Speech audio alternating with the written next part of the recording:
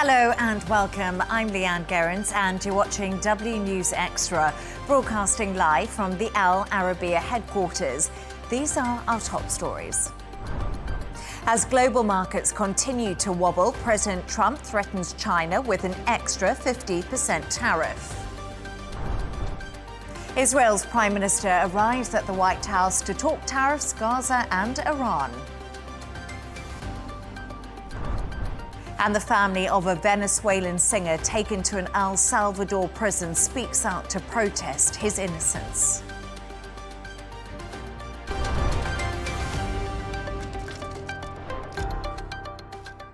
Now to our top story, and President Donald Trump has threatened an additional 50% levy on China if the nation does not row back on its 34% retaliatory tariff.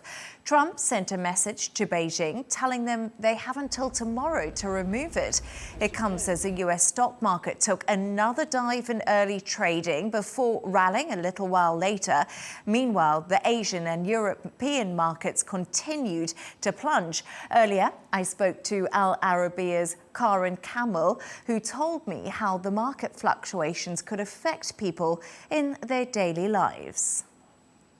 This is not good for anybody. The effect on the average person will inevitably be an increase in prices, an increase in inflation. What that also could mean further down the line, obviously goods will be more expensive. Somebody buying a toy at Walmart in the United States will be paying more for that. Somebody here in London will find that everyday items are more expensive. That will be across the board. Something else that people will feel, maybe you don't invest in the stock market, but a lot of people have a pension. If people check their pension today, they will be pretty upset at what they see. Maybe pensions are invested on the long term, but if you're retiring pretty soon, it's not good news for you. And the final thing to say is that the global picture will change if you're thinking about taking out a mortgage or depositing money in the bank you're hoping will earn you interest, or indeed taking a loan. To discuss this and all of today's stories, I'm joined by media strategist and former editor-in-chief Michael Jabri Pickett and Al Arabiya editor Wissam Keyrouz. Thank you so much for both joining me. So first of all, Michael, we've seen, unhappy people in the US, but Trump loyalists say wait it out. So I think he's saying that for the benefit of the people who are 100% with him. But I think he also has to be a little bit more aware that he is president of the American people. So that's the people who vote for you as well as the people who don't vote for you. And Wissam, Trump has now sent a message to Beijing regarding their retaliatory tariffs. Tell us a little bit more about this. Well, Trump was hoping that the tariffs he announced will not begin some sort of retaliatory dynamic all over the world. He basically wanted to make a point, and then he was pushing for people, do not retaliate, because if you retaliate, I will retaliate. And then gradually he is making his tone higher and higher with China specifically. And then China, as we all know, they retaliated with the same amount of percentage. And now he is giving them 24 hours to remove the 34%. Otherwise, he will announce 50% more on any goods coming from China. We see that Trump has been using this tactic a lot recently. I give you 24 hours, I give you 1 week, I give you 2 months, and we are yet to see when any of those deadlines will bear fruits. I mean, I don't really think China will back down. I think the dynamic is quite dangerous. I think, excuse me, No, I think he has this idea that he wants to dominate everyone. He doesn't just want to win. He wants to make sure that he is so far ahead of the competition when it comes to everything. Some would say that it's a little bit of bullying. I think that he sees it more as, I'm just more dominant than you, I have more power than you, and I'm going to do what I can within my power to make sure that you understand that I'm the one that's in charge here. But what I find interesting is we did see the president just a few hours ago at the White House. He was giving a press conference, and that was for the LA Dodgers, and he didn't touch on the tariffs at all. But it's causing this huge global meltdown. And I wonder, he says this is a medicine that people have to take, but how long are the American people willing to bear the brunt, or the global economy, of the effect of these tariffs we're seeing coming in? So I think the people that vote for him believe that he is the one that has the answer. And I think it's more than just believing in his policies. I think it's believing in the man. And I think he will always have that segment of his voter base in support of what he does. Yeah, I mean, of course, his base is very solid. People who voted for Trump are Trump diehard. But at the same time, when they will see their lifetime savings dwindling in the stock markets and the pension funds, how much of this faith in the man will remain? Let's not forget, in 2-3 days, the markets in America has lost in the world, something like more than $10 trillion. What benefits would ever come from the tariffs to America that would be more than this? But we know the stock markets, they will go down and up. So we know that Trump has a conviction. He believes what he's doing is changing the dynamic for his country, it's changing the world. Basically, Trump and people around him, it's basically one of the very few things that Trump really believes in, the tariffs. But what he wants to do and what he thinks he is doing is that he's changing a system that has been set by America itself, what we call globalization. Now, globalization has been the tool for American dominance in the economy for the last 50 years. And apparently, when some in America felt that this very globalization is not anymore to the benefit of America, it decides to kill it. I mean, this is basically, to make it simple. I do believe that while everybody's talking about the economy, he's playing a completely different game. His focus is on politics, and it's about domination, and it's about trying to make sure that he comes out on top. So while everybody who is speaking about this is focused on the economy, he is not focused on that. He's focused on something that to him is more important, which is the game of politics. And he's making sure that he's the one that's coming out victorious. Very interesting point. Yes, so we'll have to wait to see who comes out victorious. Just stay there for a moment. So as stocks continue to wobble, anti-Trump protests have taken place across the US. The hands-off protesters rallied together across multiple cities in the largest show of opposition to the president since he returned to office. Earlier, I spoke to Republican strategist Amy Tarkanian, who said Trump is improving things for Americans.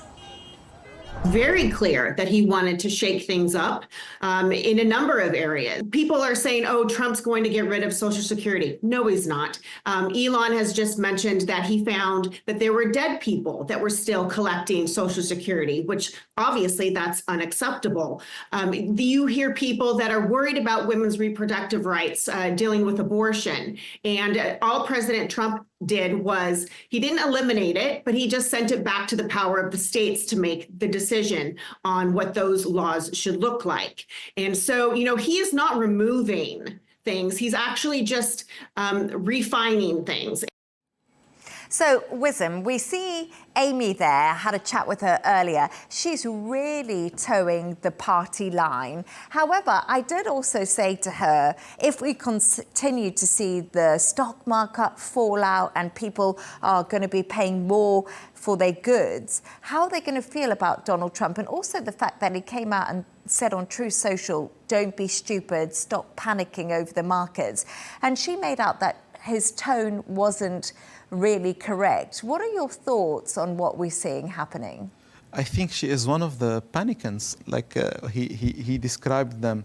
I mean, he has a problem, Trump, with those who are with him, but who have doubts. And honestly, any decent, thinking person has doubts. It's a big bet. I mean, people, like she was talking, they have their lifetime savings. People in the Republican Party, those who voted for Trump. So panicants is what he describes of people who are panicking when they see what's happening. He also invented another word for Republicans in name only. He called them rhinos. So basically, Trump wants their loyalty till the end. Trust me. And to be honest, he has the loyalty of a lot of Americans. But when too much is too much, we'll have to see about that. And I think it's the bet of his lifetime. It's a big game. It's a zero-sum game like all his games. But this time it's huge, I think. How do you kind of react to that? Do you think that these protests, in a way, and the demonstrations we're seeing is kind of the beginning of the discontent? Like, people are now realizing what they voted for? So I say no. And the reason I think that is the people who were interviewed, the people who attended these rallies, I think they would never have voted for Donald Trump in the first place. Absolutely. I think it is not his base. My concern would be when people with Make America Great Again hats show up. That's when I think maybe there's been a shift in the tide. But until then, I don't think he has any interest in those demonstrations. They can grow, but I don't think that he's concerned about who's going to be attending them until it's the people who would have voted for him. I have to agree with Michael. Honestly, of course, these are big demonstrations, but we know America is so divided. It's the biggest divide since the Civil War in America. So it's not really surprising to anyone to see people on the streets, but I don't see in it any tangible democratic threat for Trump. And the people who are on the streets, they are very clear politically. They are on the left, on the very left, with all their signs. And they are not really talking about what we are talking about. They are talking about the main issues of them, about climate change, Palestinian flags, reducing the government, things that obviously have made those who voted for Trump vote for Trump. So, and I would, excuse me for interrupting you, I would also have said that they probably would have had those demonstrations even before, even if no tariffs had been announced. Yeah. They were out there protesting Elon Musk Yes. as much as they were, I think, protesting Donald Trump. Yeah. So it's an like accumulation of things that they're not happy with coming from that side. But I just want to say that since Donald Trump came into power, it hasn't even been 100 days yet, I must note that. He's been dominating all the global headlines. It's been something that's been difficult for us in the media to keep up with. I'm sure difficult for people. But it's keeping us busy, huh? It's good. It's keeping us busy, keeping us at a job, I guess. Yeah, you're absolutely right. But what do you make of this? Do you think Donald Trump is, you said he's not focused on tariffs, he's got political interests. What do you think? Do you think Trump's focused on one thing, or do you think he's just trying to sort of put everything out there and see what sticks? Well, he is doing exactly what he said he will do, first. Second, I mean, from a media person perspective, we do struggle to see how he could ever keep a focus on one subject and take it to the end. I mean, take the last 6-7 weeks. We started with Gaza and making a Riviera-style town in Gaza and taking people outside. I mean, it was a huge story. Everyone was talking about it. Now, barely no one is talking about it. And we don't have a ceasefire. War has started again. We don't. He promised hell. They have hell, but there is no issue in this. First, second, we saw the Russia-Ukraine breakthrough happening. First, we saw the Russia-America breakthrough happening in Riyadh. It was a big moment, and then now war is continuing in Russia. The Russians maybe have the feeling that they have got the prices they want before even making a deal. So, also no fruits yet. And then we have the tariffs, which is, I guess, a bit bigger than the others because the implications would be bigger on everyone. So yes, Trump, he loves attention, basically, but he is doing exactly what he said he would do. And we are yet to see how will that materialize. I think for the tariffs, now we were talking about the markets. In case, and this is a possibility, honestly, in case the blood stop spilling from the markets, especially in America, I think the panicking mode in the Trump sphere will be less. and then they will find a way. And then also when we see people like Vietnam and others coming to America and say, okay, let's stop the fight, let's try to find a way, then he will make more points, then he will be winning. But otherwise, if China and others are willing to take the battle to the end, it's going to be a rough time for the markets, but most importantly for the economy, and maybe a game changer for the world. But if you look at from his first day in office, as soon as the inauguration was happening, he was signing declaration after declaration. Yeah. And this speed that you referenced, that it hasn't even been 80 days. And he has done so much. And we've gone from the Riviera to where we are today. There's so much that he wants to talk about. And he loves talking about these things. But I also think you have to go back to his first term. And in his first term, he recognized that there's so much more that he can do in the second term. He doesn't necessarily have to get Congress or the Senate to go along with him. He doesn't have to try to get everybody. He doesn't have to do a PR offensive before he introduces one small little change in policy. He can do pretty much whatever he wants. And he's not going to follow any laws except what he thinks is best for the American people. He wasn't disruptive enough. I just want to quickly interrupt you, only because Israel's Prime Minister Benjamin Netanyahu has, of course, arrived in Washington for his second visit with President Trump. The leaders' meeting will focus on the ongoing war in Gaza, as well as his new tariff policy, which has imposed a 17% levy on Israeli goods. What I want to say to you is we're going to go live right now to the Oval Office where both men are discussing. A variety of trade barriers that have been put up unnecessarily, and I think Israel can serve as a model for many countries who ought to do the same. I recognize the position of the United States. It says, we're allowing other countries to put tariffs on us, but we don't put tariffs on them. And, I'm a free trade champion, and free trade has to be fair trade. And I think that's basically the position that you have put forward, Mr. President. We are going to eliminate the tariffs, and rapidly. I had the opportunity to speak to Secretary Lutnick yesterday. We talked about how we could effect this quickly, and I hope to bring the solution very quickly. We're not talking about intentions. We're not talking about, just words. We're talking about results. And those results are going to come. That's the first. Thank you very much. It's very nice. Thank you. Thank you. Mr. President, what about the hostages deal? Well, What about the hostages? Let him finish. Okay. Begin. We spoke about not only the hostages, but about Gaza. The hostages obviously is a human story of just unbearable agony. I speak to the families. I spoke to them yesterday. Spoke to another one when I was in Hungary before I came here. I speak to them every day. They're in agony. The hostages are in agony. And we want to get them all out. Steve Witkoff, President Trump's very able representative, helped us get a deal that got 25 out. We're working now on another deal that we hope will succeed. And we're committed to getting all the hostages out, but also eliminating the evil tyranny of Hamas in Gaza and enabling the people of Gaza to freely make a choice to go wherever they want. I mean, they should have that choice. And the president put forward a vision, a bold vision, which we discussed as well, including the countries that might be amenable and are amenable to accepting Palestinians of their free choice if they choose to go there. And I think that's the second thing that we discussed. But the hostages came right on top. We also discussed the situation in Syria. We've had neighborly relations with Turkey that have deteriorated, and we don't want to see Syria being used by anyone, including Turkey, as a base for attack in Israel. Turkey is a country that has a great relationship with the United States. The president has a relationship with the leader of Turkey.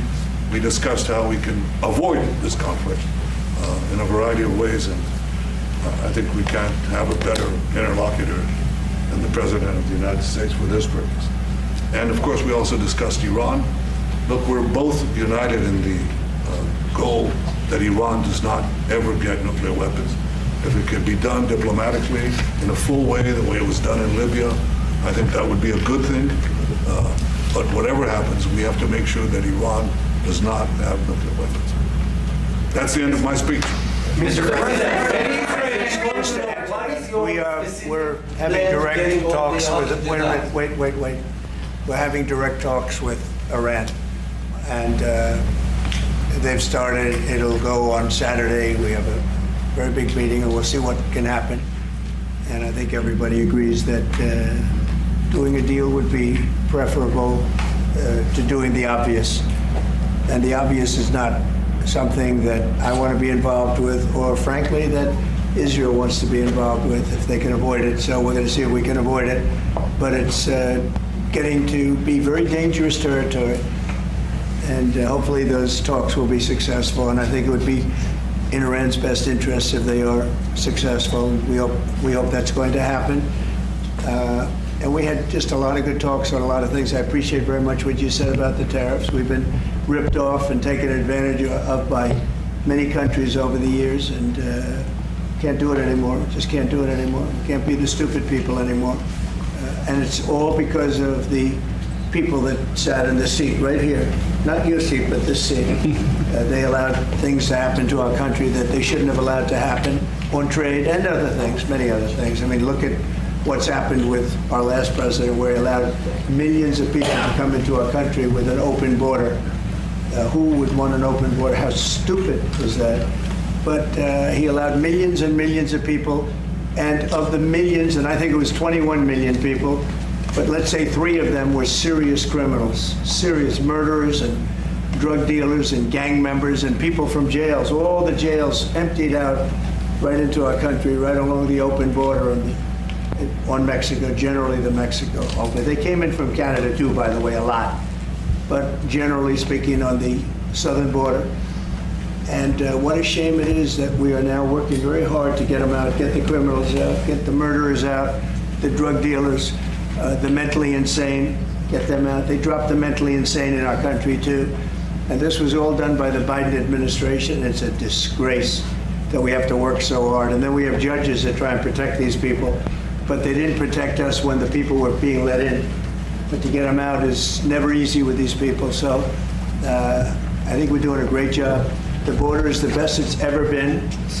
Even as strong as it was, I had a great, solid border. I think it might even be tougher right now and stronger. So people are coming into our country, but they're coming in legally. We have a legal process, and we have that moving along properly, because we need people to come into our country, but we want people that can love our country and cherish our country. So that's where we are. And with that, any questions? Mr. Reaction to the markets today, and would you be open to a pause in tariffs to allow for negotiations? Well, we're not looking at that. We have many, many countries that are coming to negotiate deals with us, and they're going to be fair deals, and in certain cases they're going to be. And there we go, Donald Trump and Benjamin Netanyahu in the Oval Office. We weren't expecting that, but we got it anyway. What did you make of that? So he doesn't care for his predecessor. That was quite clear. He seems to think that Biden was not doing enough. There are apparently an awful lot of mentally ill people who are now in the States who were let in. 21 million is what he said. As a journalist, my first thought would be I'd like that bit on tape, and I'd like to fact check it, because I don't know how much truth there was there. But again, he knows he's on camera. He knows what he's saying. We were talking about how smart he is. He knows exactly the audience he needs to play to, and he does it so incredibly well. So you have to give him the full marks for doing what he does so well. But there is, the journalist within me, a little bit of uncomfortableness listening to all of that.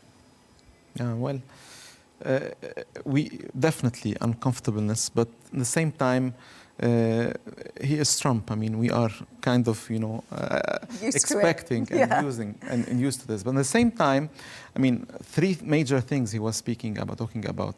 Iran, I think this is where we have to be listening very carefully. He's saying we are in direct talks with them. I mean, this is very interesting. And he says we are entering a very critical phase and things, he doesn't seem to be very optimistic, okay? So he is kind of saying that the prospects of hitting Iran is more plausible now. When he talks about the tariffs, and this is very interesting because the journalist asked him about whether the 90 days or what any kind of moratorium on imposing is on the table, he said many countries are coming to talk to us, so we don't need it. So basically, it's also a very clear sign that this is what he wants, that he is hitting hard and he is expecting, I mean, this is his deal maker brain, this is how it works. He's expecting the other side to come and negotiate. But I would say, so based on what he said, I would agree a little bit with you, but I would also say until he actually cuts a deal with one of those countries, I would say I'm not convinced that that's what he wants. You are not convinced that he wants deals? Yes. He wants to go ahead with it? Yes, I'm convinced that he wants the tariffs as he announced. I don't know, honestly. I'm not convinced either or, because there is a lot that tells us Trump believes in this, okay? He wants to change the system. And a lot of Trump's history that says he wants to, bring the others to make a deal and get better terms. So this is the uncertainty that is making the markets crumble. The uncertainty is the enemy of economy. And I would agree with that. And when I was just listening to Trump there and Benjamin Netanyahu, a few things stood out for me. They discussed Syria and also Turkey and, of course, Iran, saying that they're going to have direct talks with Iran. And once again, Trump completely resolute on tariffs, saying everyone else has ripped America off. He's been saying this from the start. But do you think that Steve Witkoff, they're working on a deal, Wissam, to free the hostages, to get a little bit of peace and security in the Middle East region? I believe the biggest thing that is happening right now is that we are listening and hearing the voices of people in Gaza, which I believe are also hostages. People of Gaza, they did not sign up for this. They are being hit in a scale maybe never seen before, okay? And what is the answer of America? I mean, Trump himself was promising fire and fury again. Israel is delivering fire and fury on a daily basis. The hostages are still underground. We don't know where they are. And Hamas somehow seem not to care, because it's a fight between someone who has nothing to lose, Hamas, and between someone who has everything to lose. But we were talking about this a moment ago off camera, and much like there were protests in the States, I also believe that because of the protests that are happening in Gaza, this is something that we haven't seen ever, which is Palestinians in Gaza protesting against Hamas. They, for different reasons, have always toed the line. They have publicly not spoken out against their leadership, but they have had enough. And you're absolutely right. They are hostages as much as those surviving Israelis are also hostages. And their voices, the voices of the Palestinian people of Gaza, is the new element in the game, because Hamas cannot anymore claim that it is speaking on behalf of the Gazan people, because the Gazan people, they want the war to stop. And of course, everyone else also want the war to stop. And they should release the hostages. I mean, this is the obvious. It's so interesting right now. You have protests in America against Trump. You have protests in Israel against Netanyahu. You have protests in Gaza against Hamas. And yet those are the people that are still in power. Yeah, very true. Very good point. Yeah. I think that is something that, and like you said, Trump came in and he promised to end the war in Ukraine in one day. We've seen lots of ceasefire deals come in when it comes to Israel and Hamas. But like you say, it's all still continuing. The bloodshed hasn't stopped. He has given deadlines for Gaza, for releasing the hostages. It hasn't happened. He said 24 hours. He said Saturday. He said 1 day for Ukraine, and then he said 1 week for the ceasefire, and nothing is seeming to work. And Mr. Witkoff, who is the main man in this game, he honestly, I don't see him as delivering much. Maybe one of the main rules of negotiations, if we are to believe Trump is a great negotiator, is to under-promise and overachieve, which is not happening at all. He is over-promising and underachieving. I'm not talking basically about Trump, but about, this administration on Russia. And imagine, we are coming somewhere in the world very close to a global economic meltdown, and it's happening while the world is on a brink of a potential nuclear war somewhere on the brinks of Europe, and it's happening when the Middle East is very fragile, with Gaza an open hell and Syria open to all possibilities. All this happening in the same time. We are in a very critical place. And yet we need the American leadership. And this is the problem. Even those who Trump are, he is alienating them, or even, as some say, bullying them. They are saying, but we need you. We love you. We are one, we are one clan. And he is what he is. Let's see. It's very interesting. Love-hate relationship. Yeah. Now, over 200 Venezuelans have been deported to El Salvador as part of Trump's crackdown on crime and immigration. One of those is 34-year-old Arturo Suarez, a professional singer who was arrested by immigration agents and put on a military flight to El Salvador last month. His family claimed he entered the US legally and has never committed any crime. His only crime, they say, being Venezuelan and having tattoos.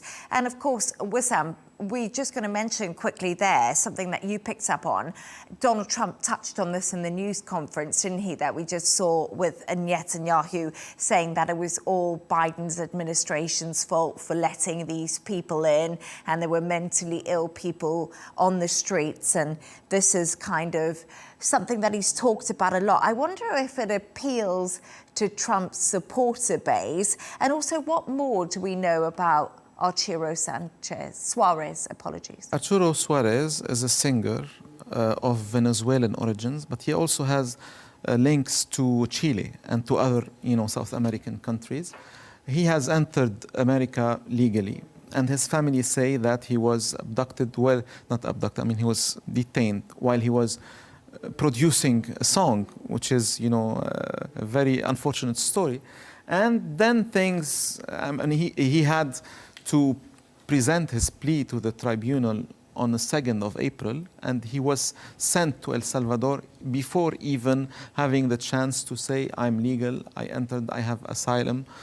So what his family are saying is that he is the victim. He was only put in jail because of his tattoos. And we have American officials who are saying that these tattoos are clear. They say that he belongs to a certain criminal gang called Tran de Arajan. Okay, I don't know if I'm saying it right, because tattoos in this part of the world may mean things. These signs may mean you belong to this group or to this group. His family are saying these tattoos are very normal, very artistic, chosen by the person on purely aesthetic choices. And now what we can say is that this case, whatever he is, means and is the proof that this policy of going for hunting these people will always have some kind of incidents. And at the same time, this is a very good story to be used by those who are against Trump. Let's face it.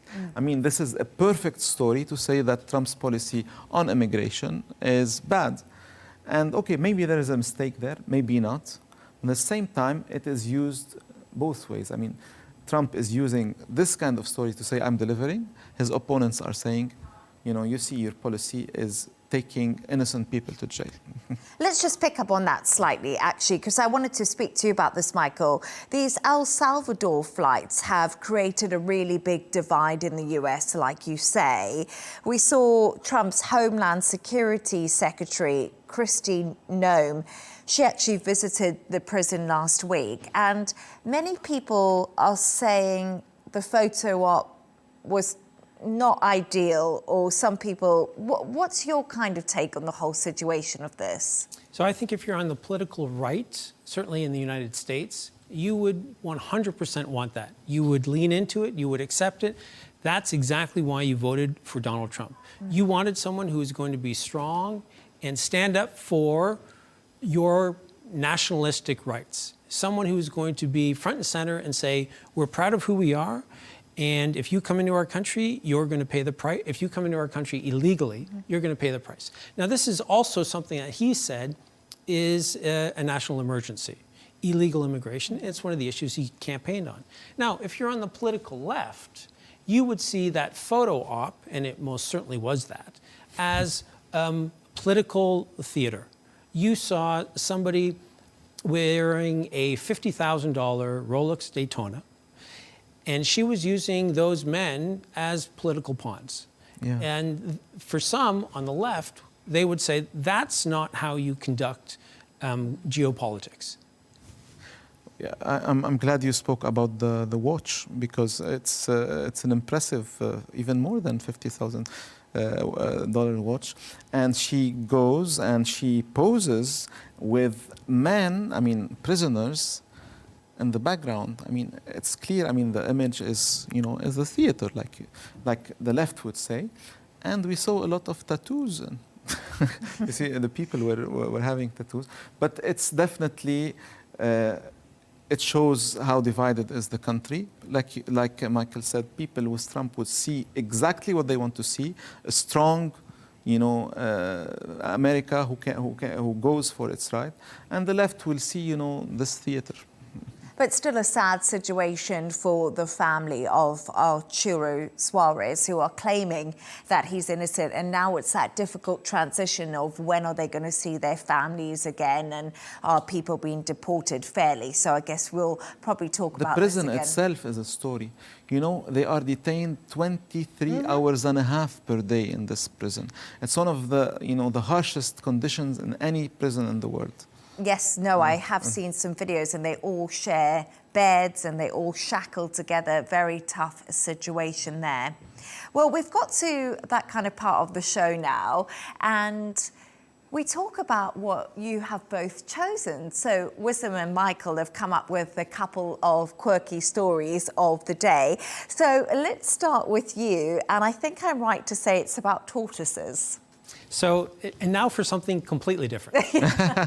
So, Galapagos tortoises. And what I like, well, there's many things I like about this story, but for the first time in their lives, these 100-year-old tortoises have become the parents of 4 hatchlings. You're never too old. You're never too old. And as you and I know, people who weigh their food, Yes. These hatchlings, the 4 of them, are anywhere from 70 to 80 grams. That's how much they weigh. I also think it's so interesting that they came to this zoo in Philadelphia in 1932.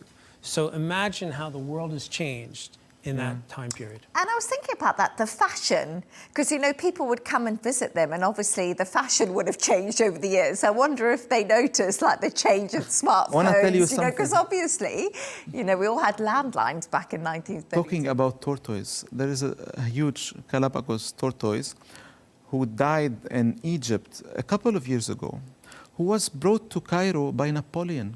Wow. Do you imagine this? I mean, if these creatures can somehow save the memory of, our time. I mean, if somehow we can use some of Elon Musk's Neuralinks to their brains to keep something, some kind of track for what we will not see and they will see. I have a tortoise. What's the tortoise's name? Magic. It's my daughter who called it Magic. Magic. We love magic. Well, I would say one last thing is that on the 23rd of this month, there'll be a naming contest for the 4 hatchlings. Oh, Wow. we can put magic in. That's Magic one of the is names. my tortoise.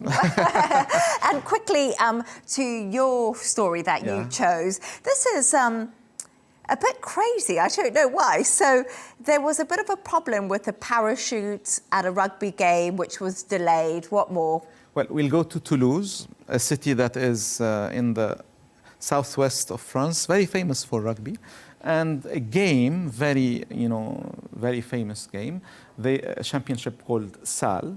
And then a captain, an ex-captain called Yannick Trouillet, was supposed to bring the ball for the game by parachute. Unfortunately, this parachute was, stuck in the stadium, and he was hanging for 40 minutes at 30 meters high up in the sky. People were there trying to find some kind of, cushion for him in case he stops. Eventually, he was saved, and the game also was saved, and it was played eventually.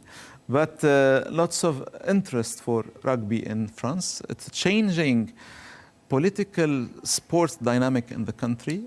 More people on the right of the political spectrum, and this is very interesting, are choosing rugby as their preferred game versus, football, who is more into people coming from immigration.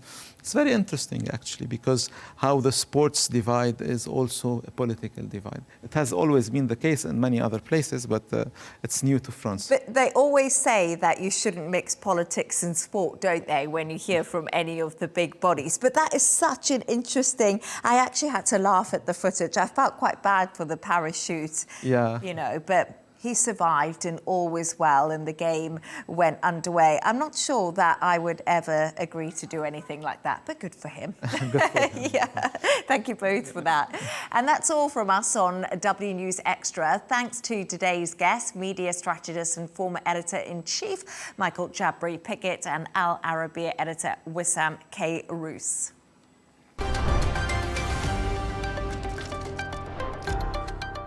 Here's a reminder of our top stories. As global markets continue to wobble, President Trump threatens China with an extra 50% tariff. Israel's Prime Minister arrives at the White House to talk tariffs, Gaza and Iran. And the family of a Venezuelan singer taken to an El Salvador prison speaks out to protest his innocence. Thanks for joining us on W News Extra GNT with Tom Burgess Watson coming up next. That will be followed by Riz Khan. So lots to watch. Goodbye and thank you.